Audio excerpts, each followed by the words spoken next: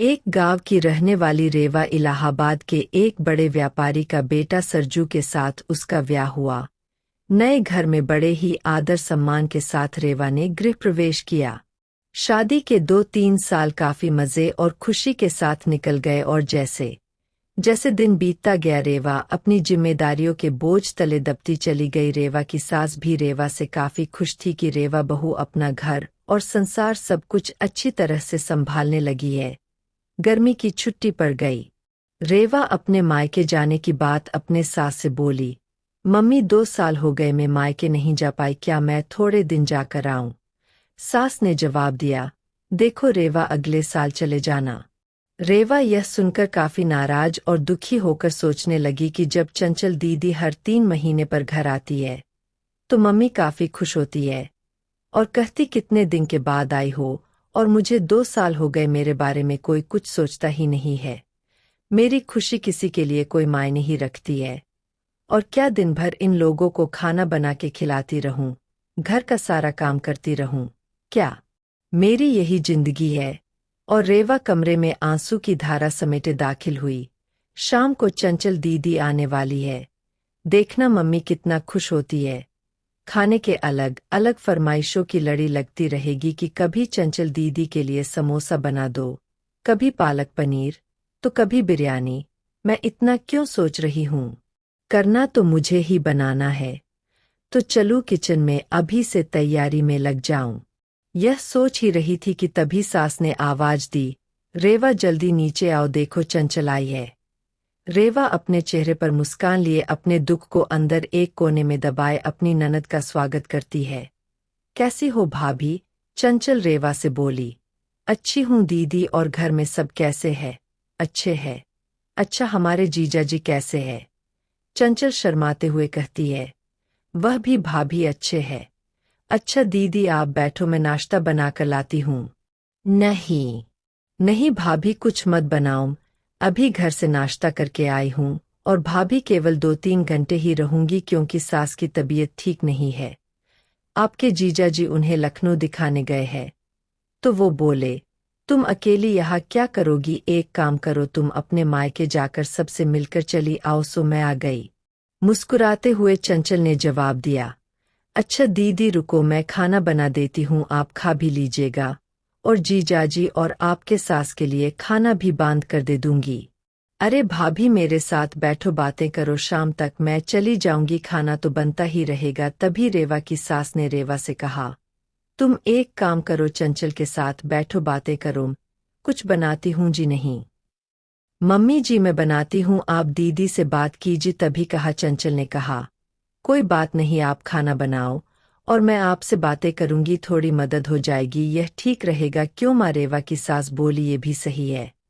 रेवा और चंचल किचन में प्रवेश करती है और काफी देर तक हंसी मजाक करते करते खाना भी तैयार हो जाता है। चंचल खाना खाने के बाद शाम को अपने घर चली जाती है।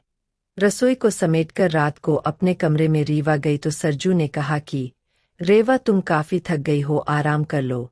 हाँ मुझे आराम कहाँ है, तुम्हारी माँ तो बस यही चाहती है कि मैं अपने मायके ना जाऊँ। चंचल दीदी 1-2 घंटे के लिए आती है, लेकिन मिलकर तो जाती है, उसमें क्या, तुम भी चली जाओ रेवा, सरजू ने कहा। और देखो रेवा दीदी भी कहाँ पाती आती है। जब शरद जीजाजी अपनी माँ को लखनऊ डॉक्टर के पास दिखाने ले जाते हैं तभी मिलने आती है, तो इसका मतलब है मैं कभी नहीं जा सकती अपने मायके। ऐसा तो मैंने नहीं कहा रेवा। अच्छा तुम शांत रहो, कल माँ से बात करता हूँ, तुम अपने मायके चली जाना, ठीक है? तुम तो रहने दो, गुस्सा करते हुए रेवा सो जाती है। सुबह उठकर रेवा अपने काम में रोज की तरह लग जाती है।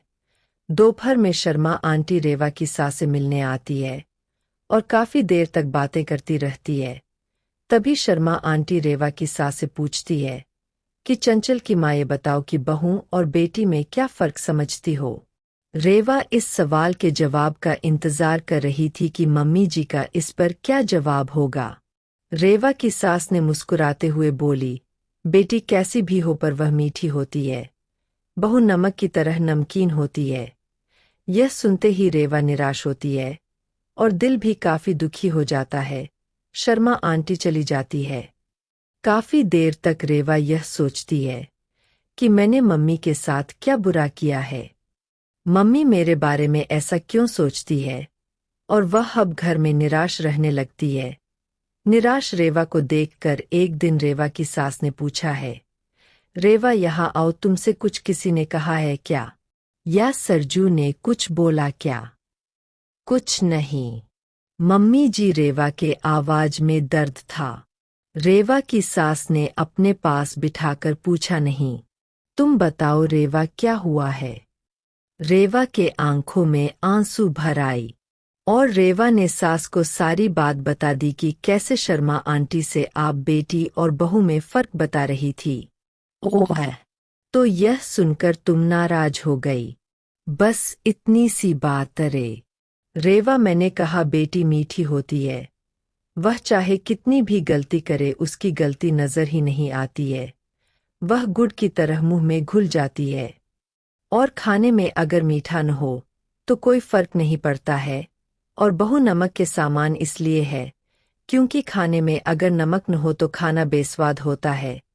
खाने में नमक मिलने पर हम जो खाना खाते हैं उसी समय नमक के हम कर्जदार बन जाते हैं। ठीक उसी तरह तुम मेरे लिए वही नमक हो। अपने स्वार्थ के लिए तुम्हें कहीं नहीं जाने देती हूँ, क्योंकि तुम्हारे न रहने पर घर सूना सा लगता है। इस घर को संभालती हो इसीलिए हम तुम्हारे कर्जदार हैं। रेवा सारी बात समझ जाती है और अपनी सास के गले लिपटकर रोने लगती है। शाम को सरजू जब घर आता है तो अपनी माँ से कहता है कि माँ, रेवा अपने मायके जाना चाहती है एक दिन के लिए। रेवा तपाक के बोल उठी, नहीं मुझे नहीं जाना है, मैं चली गई तो खाना में कोई स्वाद नहीं रहेगा।